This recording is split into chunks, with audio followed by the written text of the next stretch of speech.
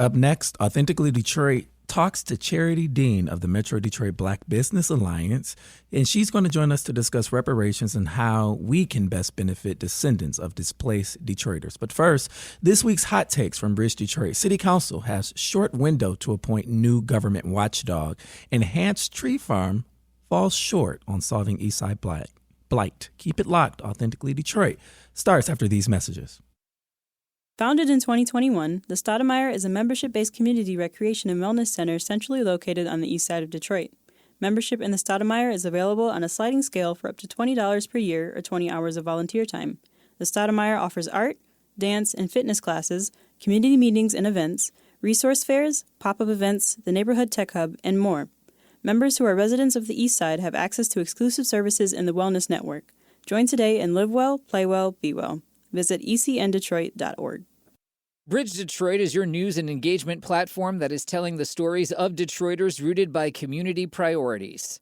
Started in 2020 by Pulitzer Prize-winning journalist Stephen Henderson, the newsroom has already established its footing as the go-to source for hyper-local perspectives that ask the hard questions, brings accountability, and searches out real solutions.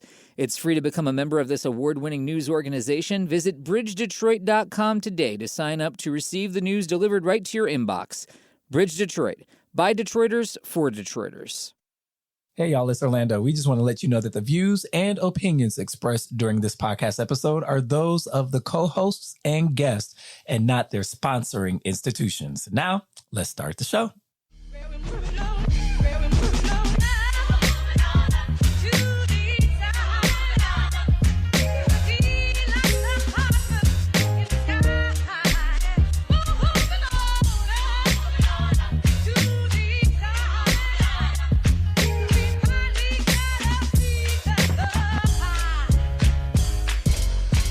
Hello, Detroit and the world. Welcome to another episode of Authentically Detroit, broadcasting live from the WDET studios.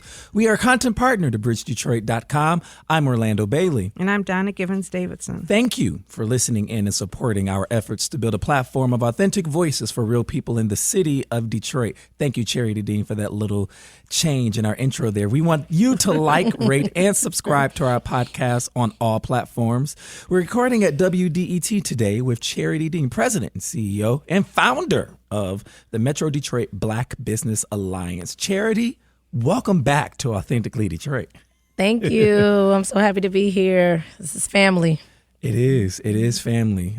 We would be remiss if we did not take some time to offer some reflection around the fatal beating of 29-year-old Tyre Nichols out of Memphis, Tennessee. Donna. Well, I was driving here thinking about public safety and who is the public in the United States. And I thought about, the Declaration of Independence, we the people. I'm sorry, all men are created equally. Mm-hmm.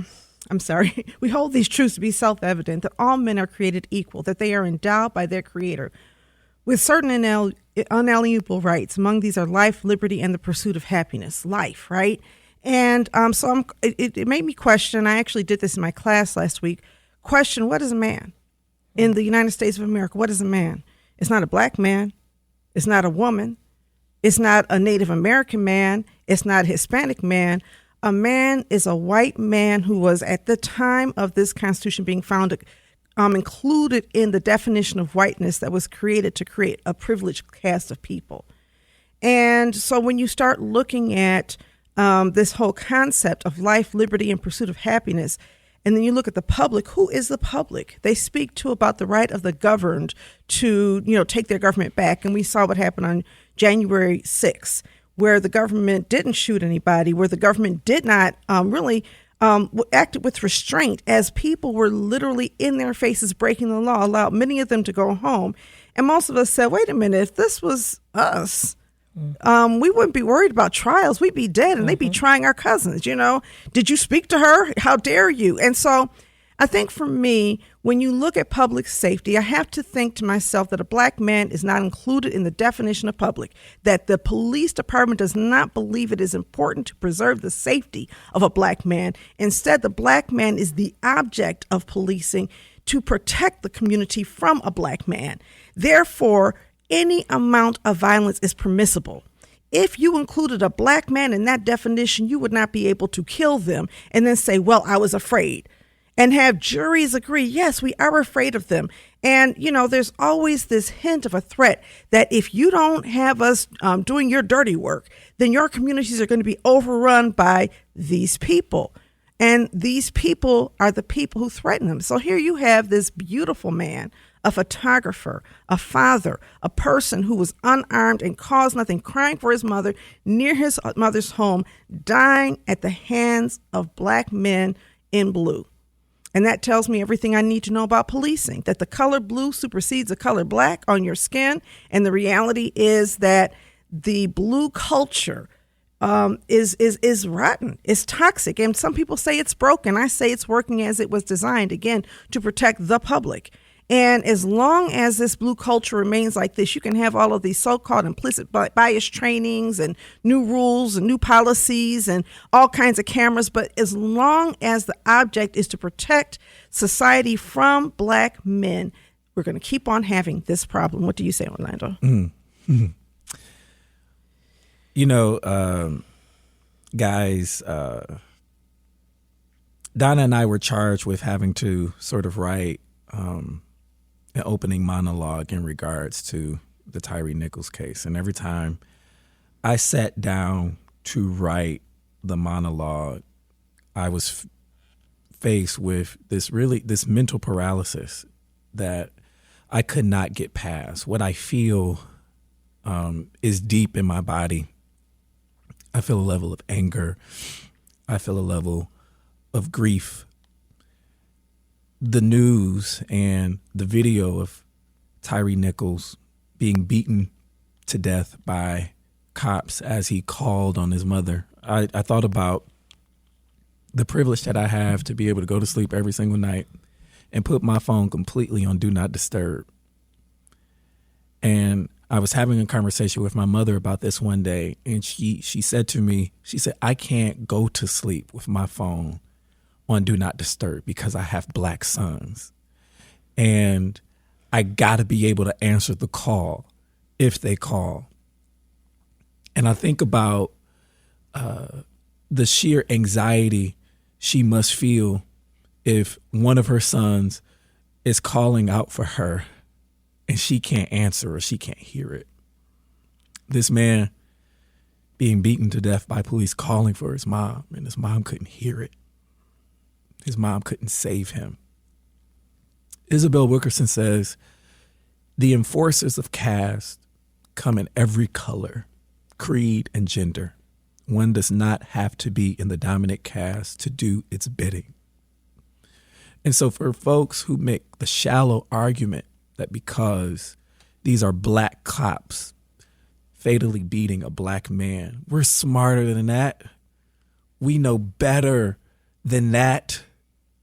We're more nuanced than that. I don't want to hear about another training. I don't want to hear about allocation of resources to train cops to respond to mental health crisis, implicit bias. I don't want to see another piece of legislation that's talking about the body cams will curb the actions of police and their use of excessive force. What we saw were police carelessly beating this man, and what we heard was them trying to get their story straight. Oh yeah, police lie too. And so what do we do as a country, as a society, to disrupt this social order that has black men on the receiving end, all too often, of fatal oppression that reverberates in our psyches and sits in our guts as trauma time and time again? Every single interview that I've watched of Tyre Nichols' mother, I see her trying to rationalize and come to grips with what is happening and what has happened to her son. We're literally we literally have a front row seat to see his mom process that her son won't be calling her again. Yeah. And we see this all too often. And so I'm calling on the folks that I know listen to this show, the government officials, the folks with resources, the folks in Lansing, the folks with reach, the folks with their levers on political power in our state, in our city, in our country, to really do something to disrupt this social order. Yeah. And unfortunately, I don't think it's going to be disrupted by doing the same old thing. Yeah. I think we need to have a real national conversation about what it means to be a member of the public, what it means to protect Black people. I posted on Facebook this weekend many times that I have faced very personal crimes against my physical body and reached out to the police, and they would not protect me. I think about the rape kits that were unprocessed for Black women, and I understand that as a Black woman, my body is not worth protecting in the same way the bodies of white women and the bodies of white men are. And I think we've got to own that. We've got to have a national conversation and demand some type of action, because policing, the culture of policing, is the problem, not the training, not the equipment. They talked about, Scorpion? But we've had all kinds of names too. We had the Big Four, then that turned into the Tactical Mobile Unit, and before it was Stress. You had the Big Four, then you had the Tactical Mobile Unit, and that was what was deployed in July of 1967, when you had the rebellion where they arrested 80 people for being in a place they said was illegal after taking away all the legal places they could be in, right? So, when you look at the history of that, then you had Stress. Then you had, after Stress was broken up, we were still killing people. In the 1990s, you had to have a consent decree against the city of Detroit because we were still killing people. Eugene Brown was killing people and getting away with it. So although we credit Coleman Young with fixing the police department, police killings continued. Then we had Gang Squad, we had the narcotics unions, you have all of the units, you have all of these different forces. I know of people who've been beaten by police in gas stations. Somebody got beat by police in my driveway a few years ago, and I watched it happen and couldn't stop it. So when I say that there's the dehumanization, you've got to humanize Black men, and you've got to hold people accountable for making sure that Black men and women are safe. And that's not going to happen without us changing our psyche, because there's too many times, we're going to talk about some of this later in the show, there's too many times where things are taken from us.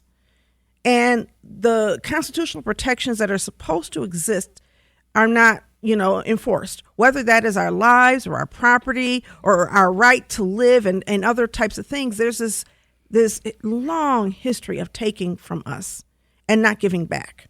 And this fits into something bigger.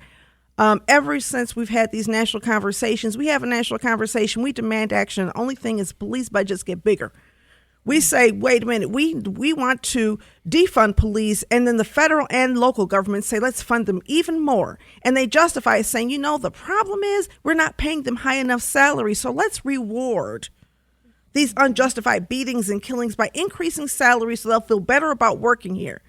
But there's never a time where what we're saying is, let's figure out a way to hold people accountable, fire people, prosecute people, send them to prison, not just the people who do the beating, but the people who act in silence. The people who are complicit in this. And, one of the things that I was thinking about today, and Attorney Ben Crump had a presser today with another young Black man who said that the Scorpion unit jumped out on him a few days prior. And when he tried to report it, no one would return his phone calls. I would, especially in Memphis, I would like to see a forensic audit of the Scorpion unit by somebody from the outside, because as comforting as it may seem to be for the nation to see this Black woman who is a police chief in Memphis come out and talk about it, I'm not certain that this isn't the first incident that has taken place in Memphis, and how complicit their colleagues and all the way up to the chief have been in allowing this kind of policing to take place in Black and marginal communities. And so when we see things like this, we see police chiefs stepping down. We see them losing their jobs and getting fired, and she's on television every day. I want to see an audit. But even you have that audit. What changes, right? Right. The old police chief leaves, you get a new police chief. The police chief that presided over the police force when 1967 happened was a reform police chief. He replaced an old police chief. We keep on changing chiefs and not culture, not accountability. It's not Memphis. It's not Detroit. It's not L.A. It is the entire United States of America. We have a problem. My nephew is in Rochester, New York, very active against police violence in Rochester, New York. And it looks the same everywhere. They just have different names. It's alphabet soup. But we keep on calling it the same thing. The object, though, doesn't change. The object of enforcing rules, enforcing laws, holding black men accountable, containing black people into certain communities, stopping crime before it happens, the broken windows theory, let's stop and frisk, which is not at all new. It's historic. It's been going on for a long time. We can't keep changing the vernacular and leaving the practices in place. And we can't keep on acting like these are exceptional cases when this is how the system is designed. This is how policing functions. And if we wanted it to be different, it would be different because we would demand it. I promise you, if police were behaving this way in communities that were lived in by rich white people, they would be changed in a second. There's no way you would just say, let's get rid of the police chief and give them some more money next year. But we keep on doing it. And we are so convinced that policing protects public safety. And it's not the same. It's not the same. We have policing and public safety is not the same. We're spending more money on policing this year than we did last year and the last year before the year before, and our crime rates are not going down. And we talked about it last week. Yeah. The amount of money that we spend on legal settlements Yeah. So we typically open the show by asking everybody how they are. I think it is safe to say that I do have something to say. Yeah.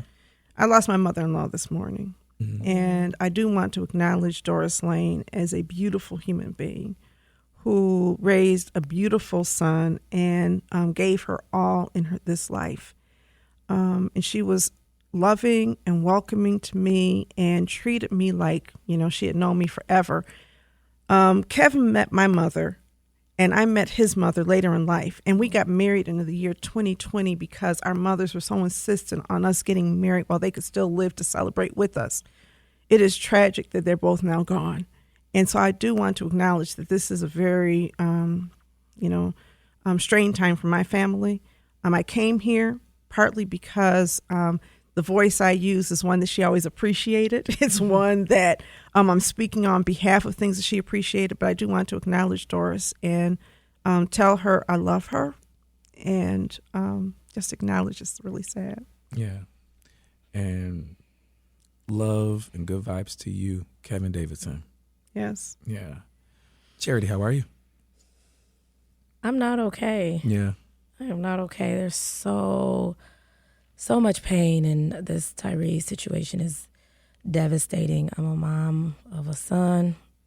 I am overjoyed that Elijah's here. Beautiful black boy. My black boy is here to watch this podcast. But the subject, it is heavy, and I think it's more heavy because, to Donna's point, it's not new. And even though it was Memphis, it could have been Detroit. It could have been Chicago. It could have been here. And so it's heavy. Today's heavy.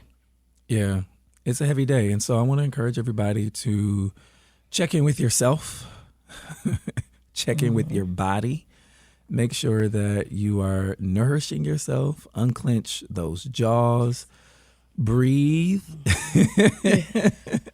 breathe. And listen, I watched the video for all kinds of reasons. The primary reason being that it's my job to have watched it and to be able to put words to it. But if you are not in a state of mind where you are able to handle watching police beat a black man to death, then please don't do it. And so with that, we're going to practice what we preach. We're going to go ahead and take a quick break, and we're going to be right back with some hot takes and more conversation with Charity Dean.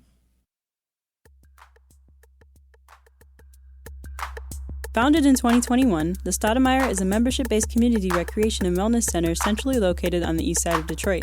Membership in the Stoudemire is available on a sliding scale for up to $20 per year or 20 hours of volunteer time. The Stoudemire offers art, dance, and fitness classes, community meetings and events, resource fairs, pop-up events, the Neighborhood Tech Hub, and more. Members who are residents of the East Side have access to exclusive services in the Wellness Network. Join today and live well, play well, be well. Visit ecndetroit.org. Have you always dreamed of being on the airwaves? Well, the Detroit Eastside Engaged Podcast Network, or DEEP for short, is here to make that dream a reality. Located inside the Stoudemire, the DEEP Network offers studio space and production staff to help get your podcast idea off the ground. Doesn't take a whole lot of work to get started. Just visit the Authentically Detroit page at ecn-detroit.org or call Sarah at 313-948-0344. Oh, no. I'm thinking about somebody else. All right. Welcome back to Authentically Detroit. Our special guest today is Charity Dean. For Hot Takes, Hantz Tree Farm falls short on solving Eastside blight. In the months before Detroit filed for the largest municipal bankruptcy in U.S. history, John Hantz took control of almost an entire Eastside neighborhood through special rates and purchase agreements with the city and its land bank. A decade later, the wealthy entrepreneur has offloaded a fraction of the properties for more than $9.5 million.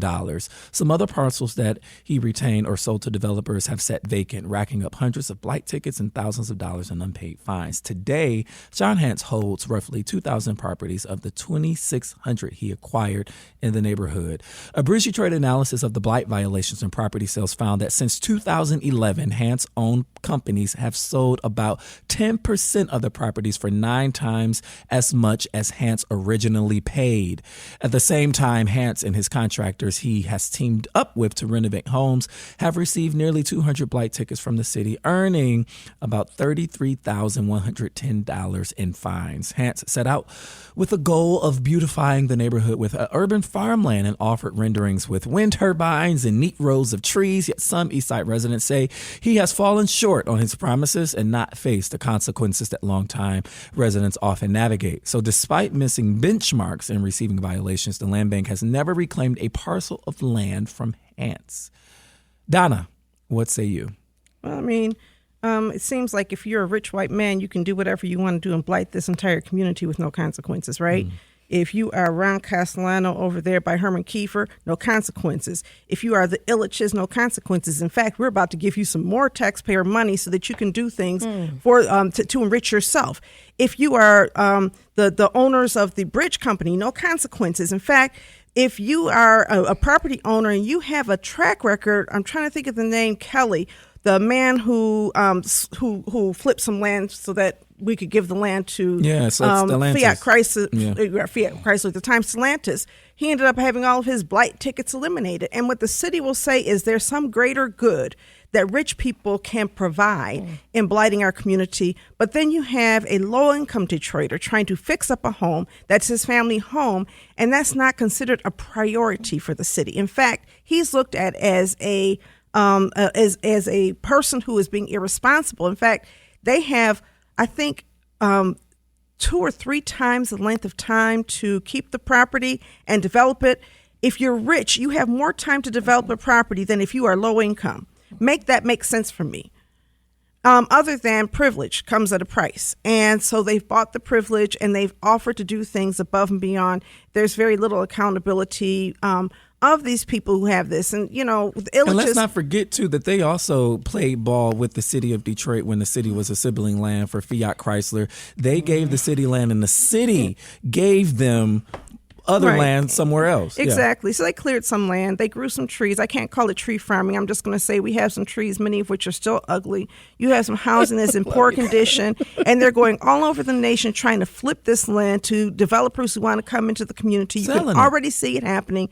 Go down Kercheval. I mean, there is actually literally a property on Kercheval on Bewick between Kercheval and Jefferson that was being sold for $600,000 about 6 months ago. That makes no sense to anybody who knows anything about Bewick and Kercheval, but this is how they're moving land. And, you know, when gentrification happens, the whole purpose of this was to gentrify. The whole purpose of this was to clear land and prepare for gentrification adjacent to Indian Village. And how he described it in his book, Land Grab, was creation of scarcity. I'll create this scarcity and that will increase the value of this land. But it was not increasing for the city. It was increasing for him. And some people want to blame the emergency manager, but I want to also hold former mayor being accountable for that, because he was the mayor and the city council, but he was the person who recommended to city council that we engage in this deal. And I think that what we really need is a city government that is as aggressively supporting the needs of low-income people in our community as they are protecting wealthy people. That's exactly right. So that's $540,000 he paid, and from recent sales or sales throughout time, he's made already over $9 million. We continue to have a racial wealth gap in our state, in our city, and stories like this are why. When we think about wealth, we're talking about land and who has access to land. And Donna's absolutely right. There have been programs. We know of folks that have gone through foreclosure or going through issues when they didn't take care of their property and they didn't take care of their land. As single family folks, they had to fight against the city. And so to be able to be this huge developer, and we have seen it time and time again, insert billionaire here, and the rules don't seem to be equally applied. And so we've got to disrupt the problem. We got to disrupt the system. Yeah. And it just goes back to who the people were when this nation was formed. Rich white men who owned property. And own people and property, but also own land and property. Yes. Property owners were the only people who counted as people when this nation was formed. And I'm sorry, all this time later, property owners, white men who own property, still have more rights than the rest of us. So even though the word people has been expanded to kind of include us as some type of more human than 3/5 perhaps, but not fully human. And I think that's what you see when you look at Jay Green, who is a former employee of ECN, who purchased his grandmother's house and is at risk of losing it. And I'm calling him out because he was in the Bridge Detroit. The community is coming together and trying to support Jay in his quest to keep this home. And I just want to say to anybody else who has purchased property that was family property and you're trying to maintain it and at risk of losing it, call ECN, call me at 313-571-2800, and I'm going to try to find the resources to work with you. Nobody should be losing their property because they don't have the resources to fix it up.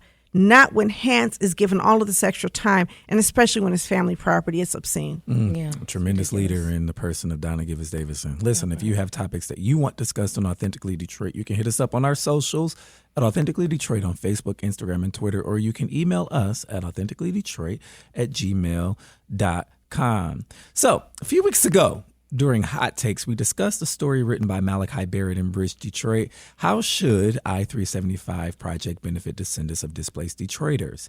In that discussion, we mentioned a quote in the article from Charity Dean, President and CEO of Metro Detroit Black Business Alliance. Charity reached out to us, and of course, we have to bring Charity on the show. She's a friend to the show. So Charity, once again, welcome to Authentically Detroit. What up, though? Oh, man. I mean, can we skip the particulars and get right back into it? Get into it. So let's position you a couple of weeks ago in the Motor City Casino soundboard at the Detroit Policy Conference that's put on by the Detroit Regional Chamber. And you were offered space to give what was called a power perspective around how the corporate and philanthropic and community can support Black businesses in the city of Detroit.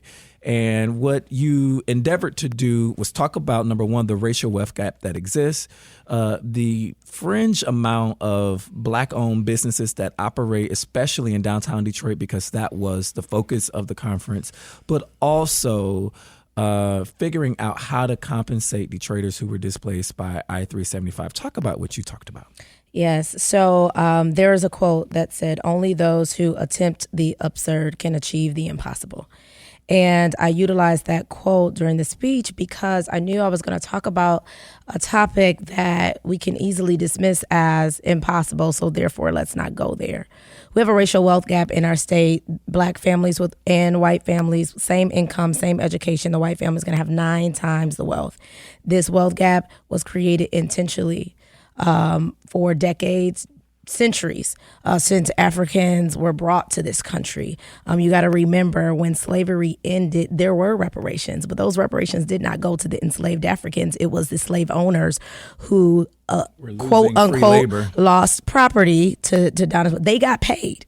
right? And so these enslaved people in this country had no access to land and to acquire wealth, and then enter generations and generations of policies that widen this wealth gap, including Jim Crow, segregation, and redlining, where it was legal policy to not give Black people access to land. So as we're talking about Hantz, we're talking about all these other things. We have to absolutely do the absurd, crazy thing if we want to level the playing field. And this is what I say to anybody that's listening that is a power broker. Either you care or you don't. Either you want to close the wealth gap or you don't.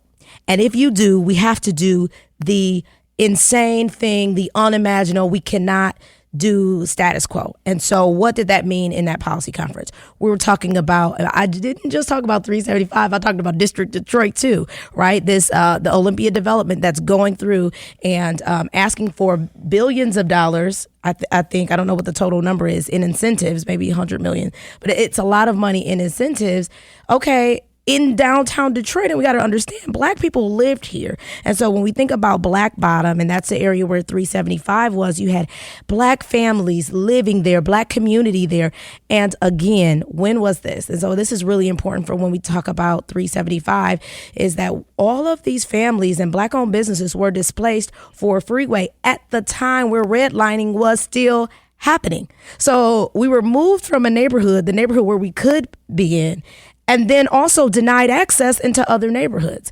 And so the city, the mayor of Detroit at the time, the governor of Michigan, the federal government decided that through processes of urban renewal, we're going to displace this entire neighborhood and we're going to build a freeway. And so now in 2023, we're saying, oh, we don't want the freeway anymore. We'll put some retail there. We'll put some residential and commercial. And so the question that I ask to any person, any decision maker that is involved in that is, do you care or not? Yeah. I want to just really quickly, Donna, before you make your statement, that District Detroit is seeking, I want to make sure I get the right number, $616 million in transformational brownfield funding and $133 million in tax abatements. The city's Downtown Development Authority also approved $48.7 million in loans for the project. Go ahead, Donna. And of which about $27 million is forgivable if they house people who are at 50% of the AMI for 3 years. So it's not really a loan if it's forgivable in 3 years. It's, it's something that's ridiculous. Yeah. And, I know that some of the people businesses that charities working with would love to get a loan that was forgivable in 3 years, as long as you follow some, whatever it is. All of them. But I appreciate that. I think there are two things though, and this is and so let me preface this. I'm saying this and I mean it. I love Charity Dean. I love her leadership. I love her energy, everything. So none of this is at you, Charity, right? I'm with it. I'm ready. But when I think of the Constitution and the fact that we're supposed to be a nation of laws and not men, and we have a Fifth Amendment that says, nor shall private property be taken for public use without just compensation. When we have a 14th Amendment that provides for equal protection of the law, and you have constitutional violations for homeowners, renters, squatters, business owners, churches, community centers, the YMCA, the social club, all of these things got displaced. The takings, there were violations. Donna, I agree with you. There was absolutely no. So then Mayor Duggan comes up with this concept of, we're going to do this and we're going to help business owners, or we're going to help this certain group of people, and it's always a group of people they want to help, right? Nixon started Black capitalism. Black capitalism is the alternative to really doing anything that is socially just and really dealing with the unconstitutional past against violations against our people. So even if you looked at reparations, let's say for slavery, okay, that didn't happen for Black people. We were not given our 40 acres and a mule, right? Jim Crow, we were forced to work in ways, and we were not even allowed to leave. We were in debt peonage. We were forced onto these plantations. Okay, nothing there. We broke up Black Wall Street. My grandmother's from East St. Louis, broke up East St. Louis, broke up Rosewood, broke up Black communities all over the nation in the so-called Bloody Summer, which actually lasted from 1917 to 1919. No compensation there. And then you go all the way through keeping us in these neighborhoods, as you pointed out, which were created as slums because we had predatory real estate practices, no compensation there. No FHA. No FHA. People own their own homes.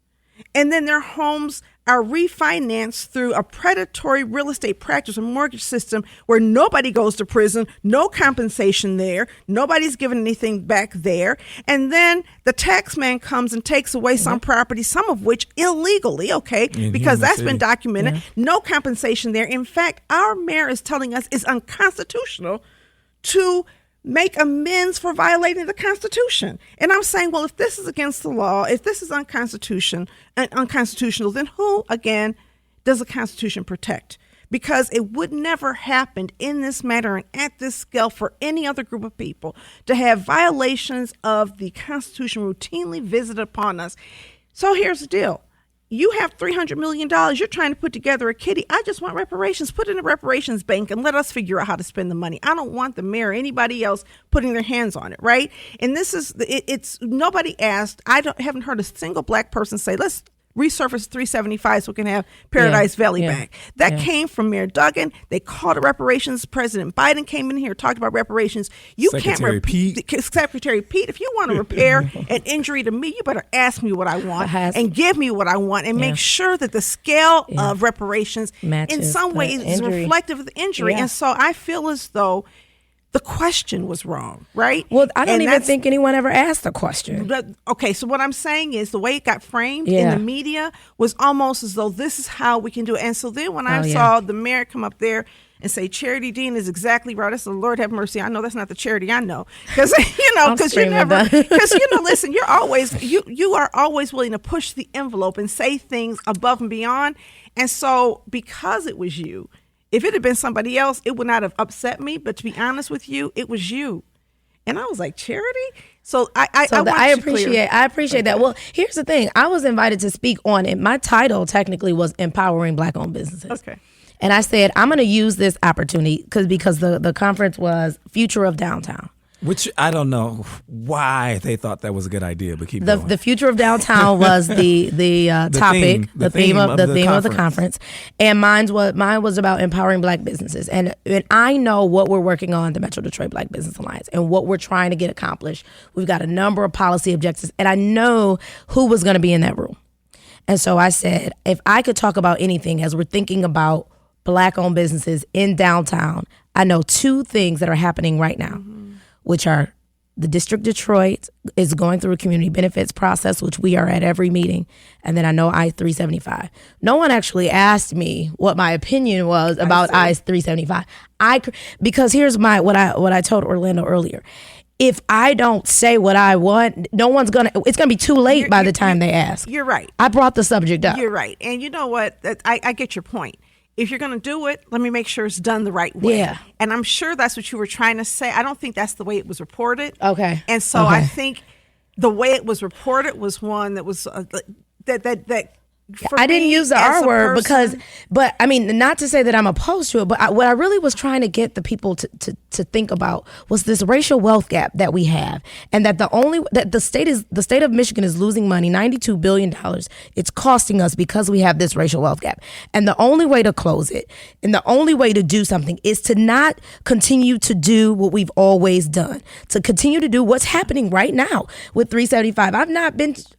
No one has asked me my opinion. I just keep talking about it. No, I get it. And same with District Detroit. We just keep talking about it because we've got members that want to do business downtown, that want to be able to access it. And so we're saying, okay, well, while y'all are having these meetings, let me tell you what we want. No, that makes sense. And I appreciate let's put a pin right there. We want to return to that. We're going to take a quick break, and we'll be right back with more of this discussion with Metro Detroit Black Business Alliance President CEO Charity Dean. Keep it locked. Bridge Detroit is your news and engagement platform that is telling the stories of Detroiters rooted by community priorities. Started in 2020 by Pulitzer Prize-winning journalist Stephen Henderson, the newsroom has already established its footing as the go-to source for hyper-local perspectives that ask the hard questions, brings accountability, and searches out real solutions. It's free to become a member of this award-winning news organization. Visit bridgedetroit.com today to sign up to receive the news delivered right to your inbox. Bridge Detroit. By Detroiters, for Detroiters. Founded in 2021, the Stoudemire is a membership-based community recreation and wellness center centrally located on the east side of Detroit. Membership in the Stoudemire is available on a sliding scale for up to $20 per year or 20 hours of volunteer time. The Stoudemire offers art, dance, and fitness classes, community meetings and events, resource fairs, pop-up events, the neighborhood tech hub, and more. Members who are residents of the east side have access to exclusive services in the Wellness Network. Join today and live well, play well, be well. Visit ecndetroit.org. We are back here at Authentically Detroit with Charity Dean. Donna was getting ready to respond to a point that Charity was making about the racial wealth gap and not being asked, but just giving. Giving her. The racial wealth gap is extremely important. The housing gap is extremely important. The life, the gap in environmental justice is, extremely important. There's so many gaps that are important. And as somebody who's really working to help support Black business owners, I can understand why that's your conversation, because Black business owners have the right to exist. And quite honestly, had we had Black businesses that own nightclubs in 1967, maybe people would not have been arrested in that blind pig. But when you took our nightclubs away, that actually created, criminalized a whole group of people. So I think that the existence of Black businesses, my mother talked about growing up in Detroit. And all of the Black businesses that were in the community where she lived. And so many of those are gone. And rebuilding that is really important. So I do want to thank you for your work. And, I apologize if I misunderstood or misinterpreted what I read, because it just was like, wait a minute, this is not the narrative that we want. I don't want anybody to ever get away with saying that I-375 is repairing a harm. Resurfacing I-375 is repairing a harm. And knowing that that's not what you were saying, and knowing that what you were saying is, if you're going to do this, here's how you have to do it in order to be fair and just, makes a lot of sense. Yeah. I think we have a long way to go to repairing harm, because it's not just 375. I talked about this even in my talk that, when I talk about my coffee shop, which is named after my great-grandmother, it was in 1973 that she integrated the Rosedale Park neighborhood. 1973. So the injustices and the lack of access didn't just happen in Black Bottom. It was happening all over the city. And over the city. My first job was on Grand River at Baskin Robbins in 1978. That same Baskin Robbins? Baskin Robbins is there in 1978. And while your grandmother was living there, I had a boyfriend at the time. My cousin and I worked there, and we had these boyfriends. They picked us up, and they would drive us home. And we were chased out of the neighborhood by people throwing bottles at us. And so it was still, there was a lot of racial violence still in 78. It took a lot of courage, I would imagine, for your grandmother to live in a community that was so unwelcoming. Yes. And the thing about it, I think that we have to think about is, how do we repair? So we go back to the word about repairing. Even when you talked about the Constitution and this idea of land and just compensation, even when Black people were removed from areas due to urban renewal, there was never just compensation, because we were always devalued. Our properties were devalued. Right. You had redlining in areas where Black people were, so you couldn't get the same type of mortgages. And if you didn't own the property, there was no compensation. That's exactly right. Compensation for the community that's lost. And the other thing, compensation for opportunity that's lost. Right? When you think about if you had and you lived in a place in the 50s and the 60s and you were able to still stay there in the 2000s and the 2010, what opportunity could have come up? How do you repair? Right? It's Rosedale Park. It's East English Village. It's Indian Village. It is all of these neighborhoods that were not accessible to Black people until the late 70s and 80s. And this isn't that long ago. Let me ask you, are you a homeowner? Yes. Okay, so you live in Grandmont, right?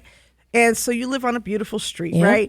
If the tax man takes 3 houses on your street, what happens to your wealth if you keep your home? It decreases. It decreases. All that property they took did not just harm the people who did not pay their taxes.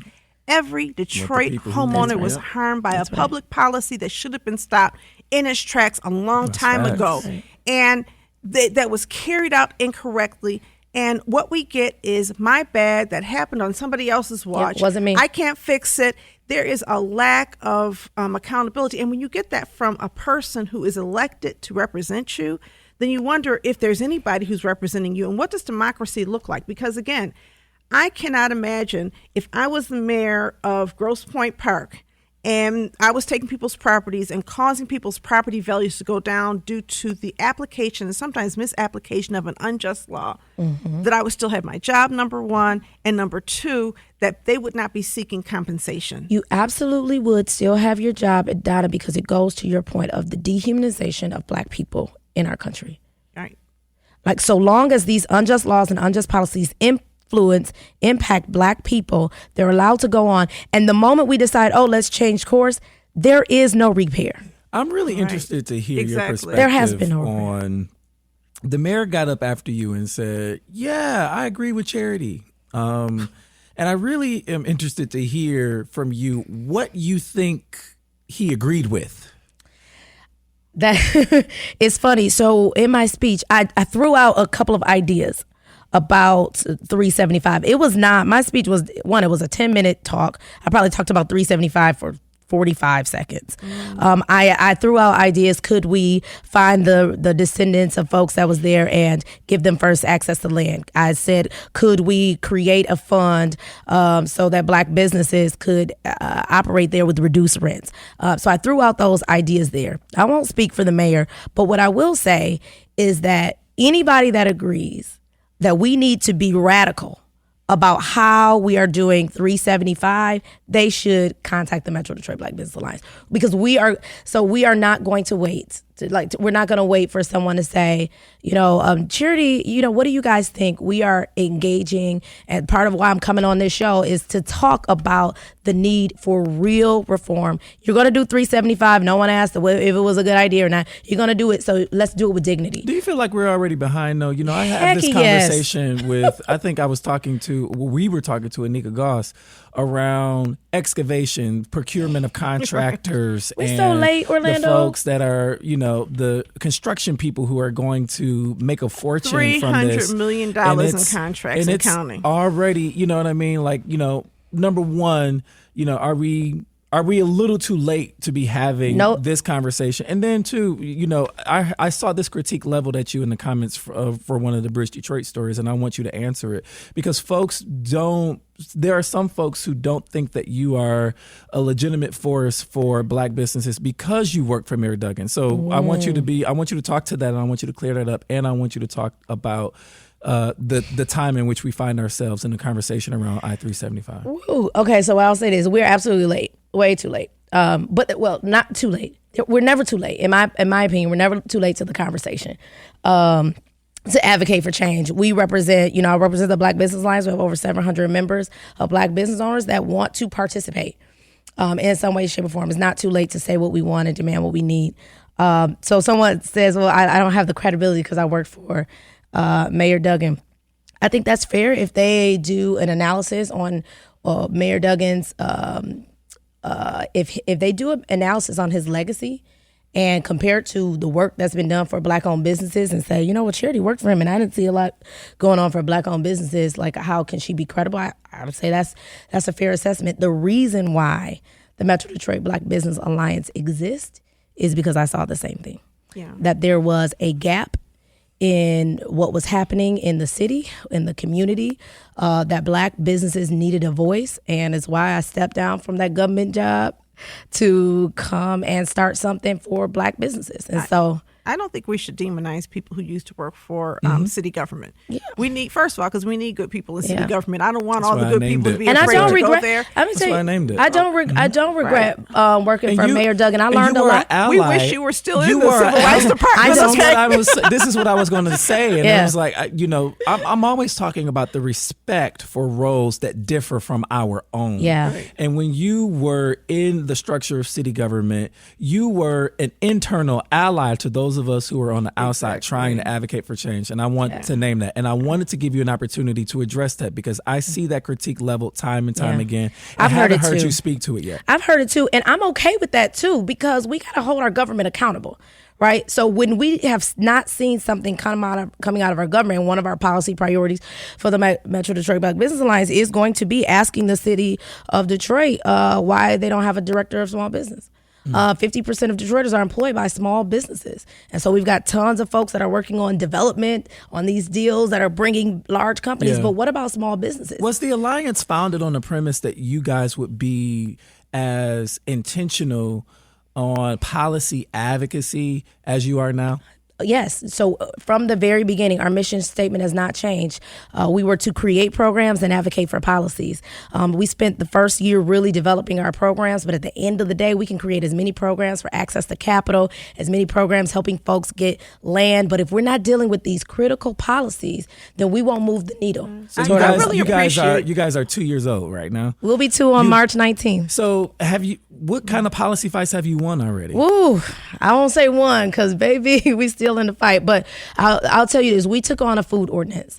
That was probably our first big, and we don't look at policy as always fighting. As a matter of fact, the way in which the food ordinance went down, that's not how we want to engage in policy. And I've said this to every person from state, local level. We want to be engaged on the front end. Mm-hmm. We don't want to hear about something and then now we got to waste all of our time and our members' time showing up to public comment. We really want to be engaged on the front end so that we can be thought partners. Well, I tell you what. After that, the food ordinance thing, I think some people will engage you on the front end, understanding that you can mobilize people to get out. And so I think for one of your first times out the block, that was actually very strategic of you. Yeah. Have you found yourself engaged in the front end more often since then? We don't have, I'm saying we are going to be in the front on this 375 issue. We're going to be very vocal on District Detroit. District Detroit is going through a community benefits process. And I don't have authority at the DDA or what's going to happen with these incentives. But what I can do is advocate for the community benefits. And I can make sure that Black businesses will have something as they're navigating. They're on like week 6 of these meetings. And so you'll see us loud on District Detroit. You'll see us loud on this 375 project. It's so crazy. I had a conversation with Rodrika James. Yes, one of our members. Sister owners of the Cochrane She's House, a member of the Black Business Alliance. That's literally right in there. the direct impact. We wanted area. her to be on the NAC. Who has been silenced? Who is? Yeah. Well, you can't be on the NAC because of, when Fiat Chrysler expanded, now it's Stellantis. When they expanded, I couldn't be on the NAC. They're directly behind my building, but you had to live in the impact area, and I had not yet moved into the impact area. She lives and is a business owner. Wow. But I'm not going to. I'm going to go into the details right here. But it was disheartening because one of the things and what we noticed at the Black Business Alliance is these community benefits processes are an opportunity again for us to advocate for Black businesses. When the person made their comment, they're absolutely right. There has been a void of advocacy for Black businesses in Detroit. There has been. And so we look at the CBO process as another way to engage. How do you tie that in with advocating for Black residents? Because a lot of times our fates are tied to each other, and there's residents who are also part of that process that are being left out on so many ways. What we don't want to see is gentrification. Yep. What we don't want to see is $27 million of taxpayer dollars going into housing projects that don't adequately house residents in our communities. Do you see a tie-in? I do. A lot of times people might think that there's a tension. I don't. Black businesses employ Black residents more likely than any other business. And not only do they employ them, they're training their employees. They're contributing to a commercial corridor. So they're contributing to some of the ideas that we're talking about in terms of public safety. I see a lot of our Black businesses are engaged in their neighborhood advocacy. So things that are happening on a commercial corridor that might not, from whether we like green light or anything that community comes together. And when you have that voice of the Black business there, I think it adds to the conversation. I don't think that there's a tension. Black businesses hire Black folks. Well, I no doubt, but I would love to see more intentionality around finding common ground. Yeah, quite honestly, I think sure. that when you look at it, I mean, people who live in the neighborhoods where Black businesses are can also raise their voices to say, we want these things in our community and we want something to look like that. And businesses can raise their voices to say, let's try to support these resident initiatives. And sometimes there are overlaps. Sometimes it's not even a strain. Yeah. If we talk about environmental justice, if we start talking about community safety, if we start talking about economic development. There's tie-ins, but I Absolutely. think how do we become intentional? My organization has our commercial development on MAC, and we have our residential support and residential organizing, and even we have said we have to be more intentional about connecting the dots. It does. You do. There are a number of our members that we know that are absolutely engaged in the community in terms of some of these things that you're talking about. But it does require, with anything, a level of intentionality to make sure that we aren't missing out on folks. All right, y'all. That's Charity Dean, President, CEO, and founder of the Metro Detroit Black Business Alliance. Charity, how can people plug in to the Alliance? Yeah, so our website is www.mdbba.com. You can also follow us on Facebook, Twitter, and Instagram at Metro Detroit BBA. My email is charity@mdbba.com. I think that's how folks. A question: can you just highlight before we go a couple of success stories that you have achieved in addition to some of the advocacy? Absolutely. And if you got East Side ones, we'll be happy to hear those. You want specific? not selling I'm joking. based. I'm joking. Just I'm joking. My girl Kimberly Harry. I ain't gonna. We love you, Kim Yes, Harry. we love you, Kim Harry. That's right. And that's right in our area. But what I'll say is, we focus, one of our core programs, our Capital Connect program, where we take our Black-owned businesses and take them through business plans, financial projections. But through our Capital Connect and through our BizWiz program, we were able to get over $8 million in the hands of Black-owned businesses in less than 2 years. We have an Up Next program where we take young people and we connect them to Black-owned businesses. So they're providing workforce capital for Black-owned businesses, but they're learning about entrepreneurship. We did that summer internship program last year. We're doing it again this year. We're actually doing a pitch competition at King High School in a couple weeks. Oh, that's fun. Yeah, so a winter pitch competition for some of the young people there. We have a Black Business Resource What would they Center. win? What would the young people win if they win the pitch? Money. Come on, cash. Is king. Yes, we gave $1,000 to the winner last year. So I don't know how much the winner gets this year for the winter program. We have a Black Business Resource Center where our members can have free co-working, access to space. We've got a Hastings Street Index ode to Hastings Street in Black Bottom, where we have our Black Business Directory. We've got a lot of things going on for our members. But you're right. We are engaged in the programming, but we can't do that alone. How many members do you have? Over 700. That's outstanding. So I do want to, tip my hat to you, because to leave city government, walk out on faith and say, I'm going to start something Donna, new. Let's take us. Yes, I know. Walk out on faith, because we all know when you leave, Yes. your government job, you got your pension, you got everything, right? Come and you on, walked out health on faith and had a vision, and you've really built this vision into something God that's is real good. very quickly. And so I do want to honor you for that and for representing businesses in a way I haven't seen before. Right, I've seen a lot of I said this to her business too on television. organizing I've not folks, seen, yes, but not like this. not like this. And the other thing I perceive, and I'm not certain if this is true, but one of the things I perceive is that you will support all kinds of businesses, not just the top businesses in the community, but if you own a business, charity's on your side. That's is that right. true? Yep. As a matter of fact, about 90% of our businesses are small or micro. They have less than 50 employees. Okay. Yeah. All right. Charity Dean, thank you for saying yes to this interview. Thank you, guys. Love being here. All right, if you have topics that you want discussed on Authentically Detroit, you can hit us up on our socials at Authentically Detroit on Facebook, Instagram, and Twitter, or you can email us, some of you do all the time, at authenticallydetroit@gmail.com. Our inbox is very interesting. All right, it's time for shout-outs. Charity, do you have any shout-outs? Oh, can I go last? Yeah, you can go last. Donna, you have shout-outs? I want to shout out young people. I want to shout out Volta Youth Voices. Yes, they're meeting right now. Amazing to have young people who are raising their voices and bringing forth their advocacy. And I have to say that we have a class on Saturdays where we are teaching podcasting to people in the community. And I was like, I wonder if anybody's going to show up, and we have a room full, and it's awesome. Whoa. And then all of the people sitting around the table are so brilliant, and they have so much to bring to the table. And it just, I want to shout out our people. There's so much brilliance in the city of Detroit, and I just get excited about elevating these voices for the Deep Network. Yeah. Similar to you, Donna, I want to shout out the young people who appeared on last week's episode and the young people who were also in class with us.